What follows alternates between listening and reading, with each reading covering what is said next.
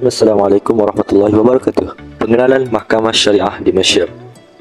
Di sesebuah negara akan terdirinya mahkamah yang akan mengadili setiap kes-kes yang berlaku dalam sesebuah negara tersebut, sama ada mahkamah syariah ataupun mahkamah sivil. Dalam negara Islam tersebut, amat penting adanya mahkamah syariah untuk mengadili atau menangani kes-kes seperti perkahwinan, kes perceraian, harta pusaka atau sebagainya. Sesetengah negara juga mempunyai mahkamah syariah yang mempunyai bidang kuasa yang meluas dalam menangani kes-kes tersebut. Manakala yang lain kemungkinan mempunyai mahkamah syariah yang kuasanya lebih terhad. Syariah di Malaysia ialah institusi kehakiman yang membicarakan serta menjatuhkan hukuman ke atas orang Islam bagi kesalahan sivil maupun jenayah agama mengikut bidang kuasa yang ditetapkan.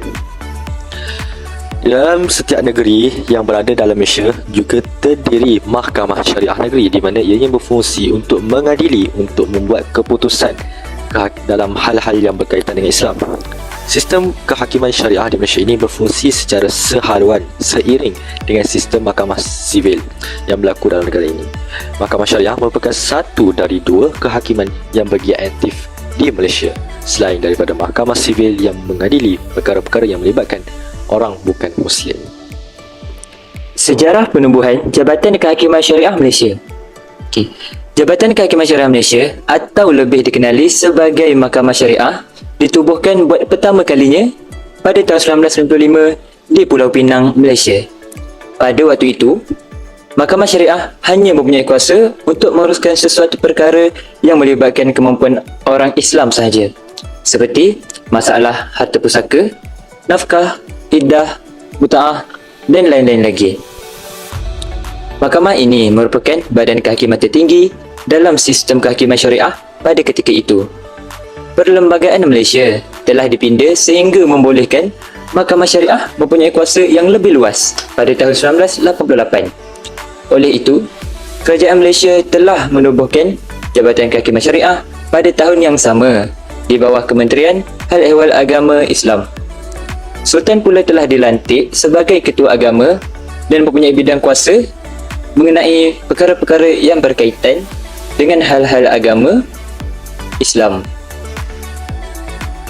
Setiap negeri di Malaysia ditubuhkan sebuah Jabatan Agama Islam untuk mentadbir perkara-perkara yang berkaitan dengan undang-undang di bawah peruntukan pentadbiran agama Islam. Mahkamah Syariah ini juga adalah satu badan penting yang berada di bawah pentadbiran Jabatan Agama Islam pada setiap negeri. Saya akan membentangkan tentang tajuk bidang kuasa Mahkamah Syariah di Malaysia. Okey, baik. Bidang kuasa Mahkamah Syariah yang pertama adalah Undang-Undang Keluarga. Apakah itu Undang-Undang Keluarga? Mahkamah Syariah mempunyai kuasa untuk memutuskan perkara-perkara perkahwinan, perceraian, poligami, hak penjagaan anak, nafkah, pembahagian harta pusaka dan isu-isu keluarga lain yang berkaitan dengan undang-undang Islam. Mahkamah Syariah juga berkuasa untuk mendaftarkan perkahwinan dan perceraian. Seterusnya, bidang kuasa Mahkamah Syariah yang kedua pula adalah jenayah syariah. Okay, apakah itu jenayah syariah?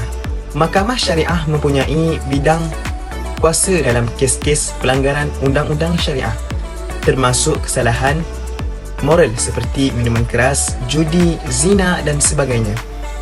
Mahkamah Syariah juga berkuasa untuk menjatuhkan hukuman yang sesuai bagi pelanggaran tersebut.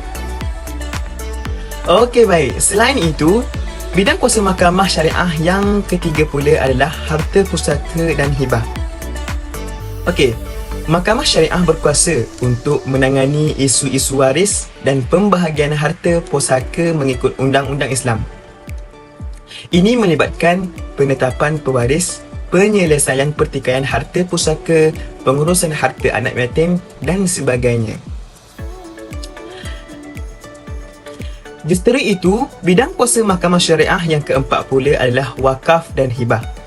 Okey, Mahkamah Syariah mempunyai peranan dalam pengurusan dan penyelesaian pertikaian yang berkaitan dengan wakaf, sumbangan untuk kepentingan ummah, kepentingan umum dan hibah pemberian sukarela.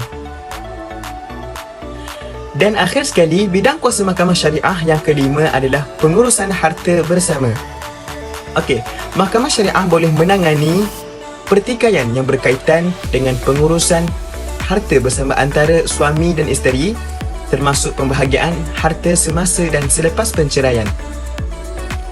Kesimpulannya, perlu diingatkan bahawa mahkamah syariah di Malaysia beroperasi secara selaras dengan sistem kehakiman sivil yang lebih umum. Walaupun mahkamah syariah mempunyai bidang kuasa tertentu, terdapat batasan undang-undang dan yurisdiksi yang mengawal kuasa mereka. Sistem undang-undang di Malaysia berpaksikan undang-undang Islam yang dilaksanakan melalui undang-undang pentadbiran agama Islam di setiap negeri. Seterusnya, berkaitan dengan pelaksanaan pengadilan, bagi Mahkamah Rendah Syariah, ia adalah sebahagian daripada sistem kehakiman syariah yang berfungsi untuk menyelesaikan pertikaian dan kes-kes yang berkaitan dengan undang-undang Islam. Mahkamah Rendah Syariah mempunyai bidang kuasa untuk menangani pertikaian keluarga termasuklah perkahwinan, perceraian, hak penjagaan anak. Ia sangat mengambil berat berkenaan dengan undang-undang keluarga Islam. Di samping itu, ia bertanggungjawab dalam melaksanakan undang-undang Islam di Malaysia. Ini juga tergolong dalam pengawasan dan pelaksanaan hukuman-hukuman yang diarahkan oleh undang-undang Islam. Contoh sebatan, denda dan hukuman ta'zir, yakni hukuman yang ditentukan oleh kebijaksanaan hakim. Dalam pada itu, bagi Mahkamah Tinggi Syariah di Malaysia berfungsi dalam pengadilan jenayah syariah. Mahkamah Tinggi Syariah juga mengadili kes-kes jenayah syariah seperti perjudian, minuman keras, hubungan gelap dan juga pelanggaran undang-undang syariah lain. Mahkamah ini bertugas untuk memutuskan kes-kes tersebut berdasarkan undang-undang syariah yang berlaku di Malaysia. Ia juga memainkan peranan dalam menyelesaikan pertikaian-pertikaian yang timbul dalam konteks undang-undang keluarga atau peribadi yang diatur oleh undang-undang syariah. Tujuannya adalah untuk mencapai keadilan dan menyelesaikan dan selaras dengan prinsip undang-undang Islam. Begitu juga dengan Mahkamah Rayuan Syariah. Ia mempunyai kuasa untuk memeriksa dan mengadili rayuan yang diajukan terhadap keputusan-keputusan Mahkamah Tinggi Syariah. Apabila salah satu pihak tidak berpuas hati dengan keputusan Mahkamah Tinggi Syariah, ia boleh juga mengajukan rayuan kepada Mahkamah Rayuan Syariah untuk meminta tinjauan semula terhadap keputusan tersebut. Ia juga dapat menjalankan dalam menentukan dan menjelaskan undang-undang syariah yang berlaku di Malaysia. Dalam proses pemeriksaan rayuan, Mahkamah Rayuan Syariah memberikan panduan undang-undang yang dapat digunakan oleh Mahkamah Tinggi Syariah dan pihak-pihak yang berkaitan dalam perkara-perkara seterusnya. Bismillahirrahmanirrahim. Seterusnya, cadangan untuk meningkatkan kuasa dan pelaksanaan Mahkamah Syariah di Malaysia. Terdapat 5 cadangan. Yang pertama, peningkatan sumber manusia dan sumber modal, iaitu meningkatkan bilangan hakim Mahkamah Syariah di Malaysia dan meningkatkan kemudahan infrastruktur di Mahkamah Syariah di Malaysia. Yang kedua, meningkatkan latihan kepada kaki tangan Mahkamah Syariah supaya mereka lebih cekap dan matang dalam menguruskan kes-kes di Mahkamah Syariah. Yang ketiga ialah rangka kerja undang-undang yang dipertingkatkan. Bermaksud menetapkan piawaian yang tetap seperti berintegriti dan jujur ketika melaksanakan tugas. Yang keempat ialah melaksanakan kolaborasi yang lebih banyak. Contohnya institusi mahkamah dengan institusi yang lain seperti JAIS dan sebagainya.